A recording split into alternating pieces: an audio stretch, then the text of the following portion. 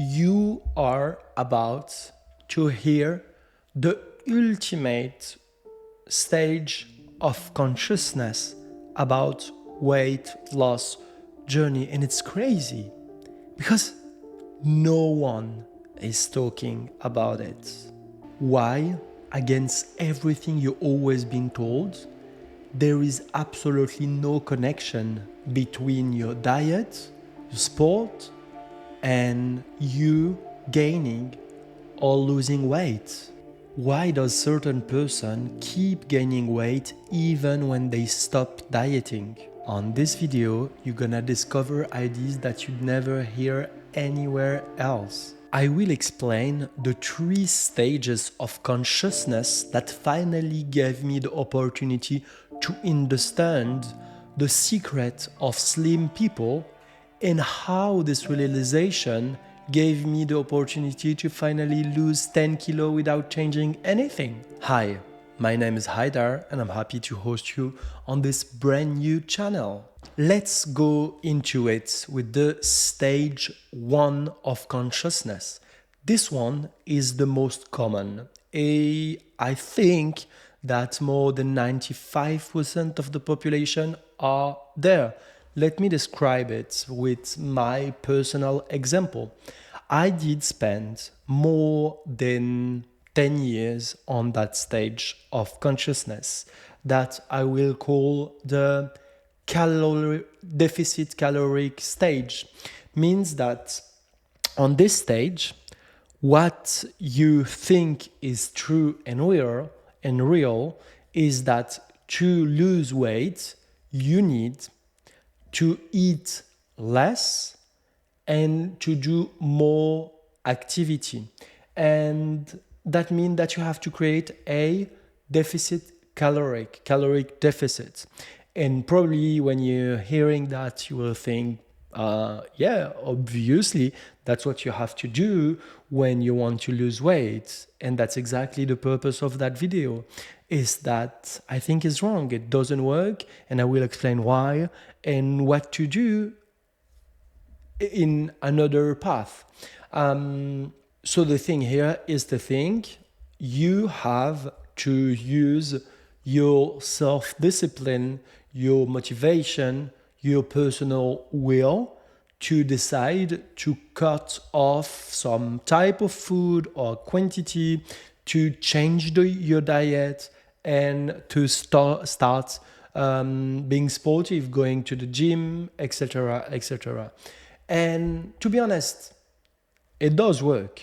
Like in a short period of time, in few weeks, months, or even sometimes year, it does work. And I did this experience on those 10 years. I was so many times so motivated and happy to see the progress I was doing. And I was binge watching all those coaches and video about losing weight and how it's like what tool to use and how it works and stuff, blah, blah, blah. And to be honest, I've tried all the different strategy. Some people will tell you cut carbs, other people will tell you you have to fast, other people will tell you you have to detox, other people, like everyone is selling his little thing to try to look different. But pretty much everyone out there is selling the exact same bullshit. And this idea of you need to use your willpower to go to restriction, to try to force your body to lose weight. And that's the only way to do it. And that's why I got stuck for 10 years on the cycle of losing weight, taking it back with a little bonus, losing weight again. And it's this infinite cycle that you probably also know. But everyone do it because no one is very aware that there is another path. I will tell you later on this video what's the other path. But let's stop on this stage. Why is it not working? For a simple reason. When you try to use your frontal brain, means your willpower, to try to lose weight, to force your body to lose weight, what you're pretty much doing is that you're scaring your body. So your body, my body, started to react by, for example, making the food more attractive, especially the food that you're trying to avoid eating. And then other stuff gonna happen. Your metabolism gonna go down, but that's only the physiological way. But there is so many psychological way where your body gonna start resisting losing weight and gonna be resilient, gonna be like, okay, let's lose some weight. And as soon as food is in front of us, and as soon as the willpower is a bit tired, we will compensate. We will eat all that food that was prohibited. And that's exactly what I did go through. And the more I became obsessed with dieting and going to the gym, the more my body was scared and the more it started resisting. And that's how, after 10 years of this fight against my body, I developed eating disorder, I developed self-esteem issue, I developed anxiety and depression and all of this because I thought that if I can finally lose weight, being lean, being fit, I will love myself. But it did obviously not work and it wasn't sustainable. And if you're listening to me now, I don't really need to convince you because that's probably also the experience you did go through or still going through. So, Haidar, let's go through. What's the second stage? So, the second stage is a painful stage, especially at the beginning. I remember when I finally, after 10 years, came to the conclusion that dieting wasn't working and that I couldn't choose my weight by my willpower, I had to give up. I had to give up on all of this, and it was extremely scary because I had to give my body the full permission to eat everything with no limitation. That was the all-in phase, and some people out there are talking about that. And to be honest, it was scary because I've took so much weight so quickly, and I was pretty much spending my whole days resting and eating donuts. That's what I was doing. And I was like, that sounds crazy. Like it is crazy. I've already made a video about that. You can find it just now. It will appear on the screen. But it was absolutely necessary to go through that. Why? First, because I had to give my body the permission to go back to a safe place, to a place where it was feeling safe, and to give my body the opportunity to restart working at his full potential and to understand that food is not a precious resource, that food is available and safe to eat, to explain to my body, look, you don't need to storage everything inside because there is storage outside. And that was a big realization for my body, but it took a little bit of time to get there. And on the meantime, it was, challenging. But pretty much this phase gave me the opportunity to understand, okay, my body was never the problem. So I could not resolve the problem by changing my body because it wasn't the problem. The problem was much deeper than that. And there were many in my relation with myself, my self-confidence, my emotional world, my identity, my trauma, all that stuff that was unresolved. And I was trying pretty much to escape it by being self-discipline and willpower and all that culture that I think is extremely stupid and toxic, but I was into that. And when I realized that all of this was bullshit, it was just such a wow, like a new way to understand my body, to understand food, and to go back to a very peaceful place with food, to just put food at his place. Like it's just food, and I can just eat it. And I understood that food and body, like gaining weight, was just the symptom. Like when you get sick, when you have fever, the fever is the consequence. It's not the root cause. It's just the consequence. It's just a symptom. So if you want to get better, you don't go into like a ice bath and expect the fever to go away, because as soon as you're gonna go out, that your temperature are gonna go up even more. That's exactly what you do with dieting. So I understood that being overweight was just a symptom. So if I want to change my body, I need first to understand the root cause and to work on that. And of course, it's a little bit more complex and need a little bit more intelligence and courage than just saying, oh, I need to stop eating carbs and eating broccoli and chicken all the day. That's more complex, but it's also much more efficient because it gave me the opportunity to start doing the deep and the necessary work. But this scary phase of gaining weight again was also one of the most important and beautiful opportunity I had in my life to understand something about self-love and self-acceptance. Before, I was thinking, if I want to love myself, I need to change my body. And when I will like my reflect on the mirror, I will be able to love myself.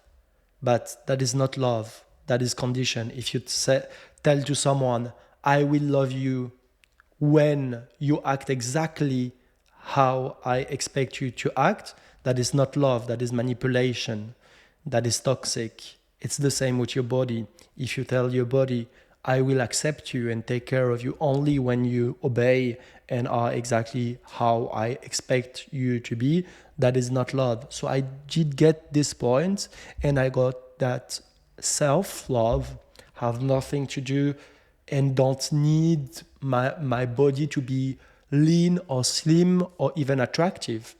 It had to do with the way I choose to think and feel about it. Means that I love my body enough to leave it be whatever it needs to be whenever it needs to be. So if at this moment my body needed to gain weight back to feel safe, then okay, that is not very attractive. That is not very much what I was expecting, and I don't find it very comfortable. But whatever, that's my body. I respect it and I love it unconditionally, because there is no other way to love than unconditionally. And as you can imagine, the second stage of consciousness for me was an absolutely game changer and a massive shift. But I I wasn't quite there yet. Why?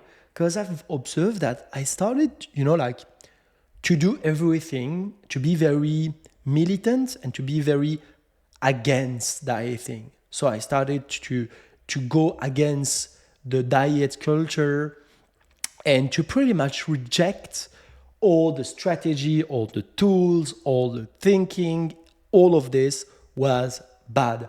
And I even saw myself going through performance. I was trying to perform in terms of how I gonna be the best at not dieting.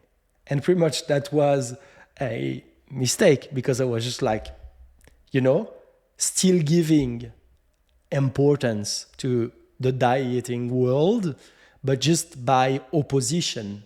And that wasn't right or good. And hopefully this phase was pretty short and I did notify it as soon as possible. Two, after years and years of exploration, of trying to find the third stage of consciousness. Here we are at the top. You are about to hear the ultimate stage of consciousness about weight loss journey. And it's crazy because no one is talking about it. Losing weight have nothing with what you do.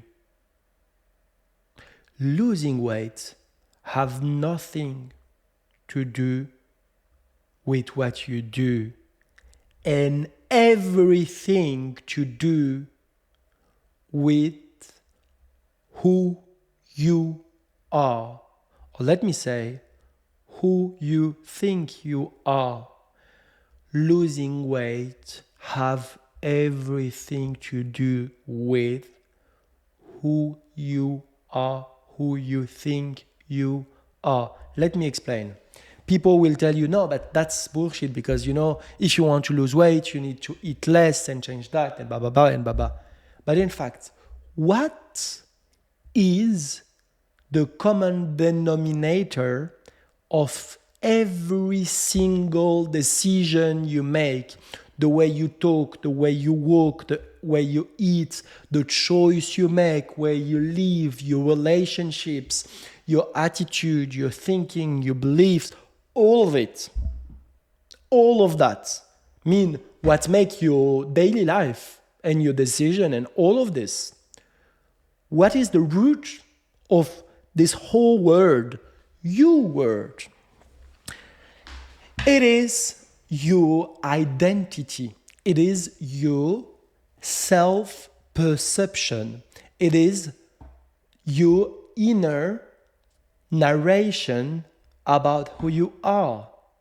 And if you're listening and hearing this idea for the first time, you might even not be aware of what's my self-narration, like how do I see myself, because you just grow up with that, build it through your life, as I did for myself, and you might never had the opportunity to question it. So you're just very used to who you think you are. You could even be completely sure that it is you. There's no doubt about that. That's me, and that's it. Because it's disturbing to question that. And you might think that it's true. It's just who I am, and there's nothing to do about it. But let me explain the connection with losing weight. If you constantly spend your time thinking, oh, I need to lose weight, what it means is that you're saying, I am fat because I need to lose weight. When you say, I need to be more attractive, you're saying, I am not. When you say, I need to go to like gym routine, you're saying, I'm not someone who is sportive.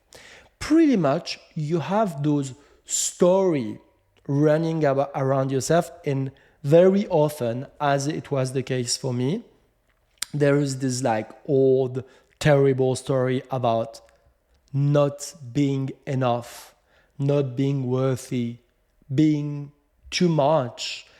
And all those ideas about losing, about not being able, about not being smart enough, not being valuable enough, all those ideas, if you're not completely aware of it and you just let them play on the background, it will manufacture your identity, your idea of yourself.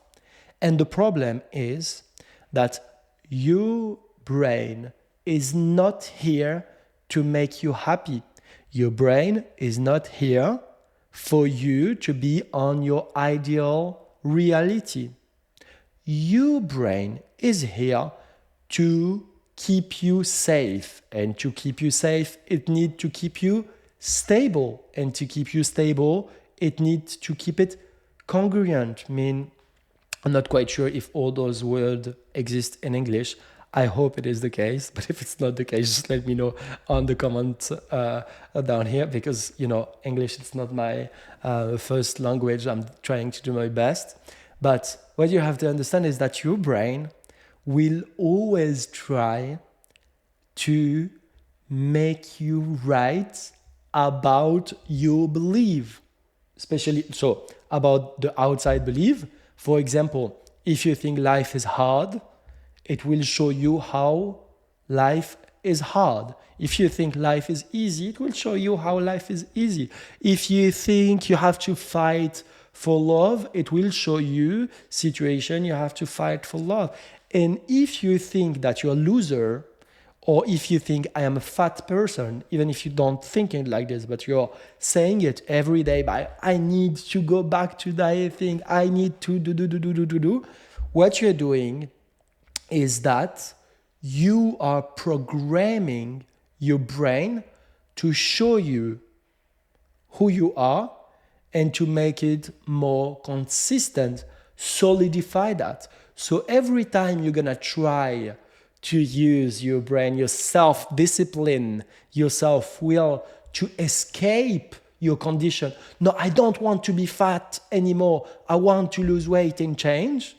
It will work for a little bit, but very soon your brain will take you back to a safe place saying, remember, you are a fat person who never is able to win at something, a project, to get through it, to do it. And even if it's very sad and like limiting, it is a safe place. It is like your identity. So you're just going to go back to it and you can try whatever you want. So what I want you to understand here is what made me lose 10 kilo wasn't the strategy that everyone is talking about. What made me lose 10 kilo, it was the identity shift to start thinking in terms of I am slim, I am beautiful, I am attractive, I am valuable, I'm lovable, I am enough, I'm never too much, I'm amazing. It's not denial, it's not living in delusional, but it's just choosing the belief and the way I pursue myself little by doing this deep work.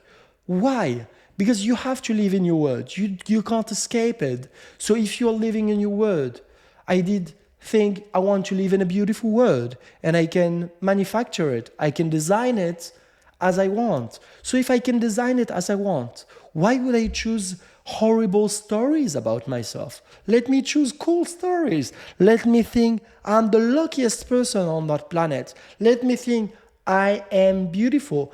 And I don't need the mirror to show me that before I feel it. I don't need the people to tell me that before I feel it. Because my feeling are my feeling and they're not dependent on anything outside of me. And I'm absolutely convinced that when you start doing this shift deep inside, then you're not the same person anymore. And when you're not the same person anymore, you don't act the same way, you don't eat the same way, you don't train the same way, you don't sleep the same way, you don't hang with the same people. Nothing is the same because you're not the same person. And when you're not the same person, then your life outside starts to change. And that's why I literally moved from everything. My whole life did change from 0 to 1,000 with everything, even the language, even the continent where I live in, even my body, everything is now different. And I wish to share this story with you, this journey with you on this YouTube channel, because I think it's so important that people start discovering there is another way. And I know what I'm saying here is very, maybe a little bit like difficult to put in place or how to activate that, but just trust the process. I'm going with next video, and I just hope that the piece of information I'm choosing to share with you today have been helpful. If it's the case, please let me a comment to let me know what you think, if you have any question, and I'm very excited to see you on the next episodes.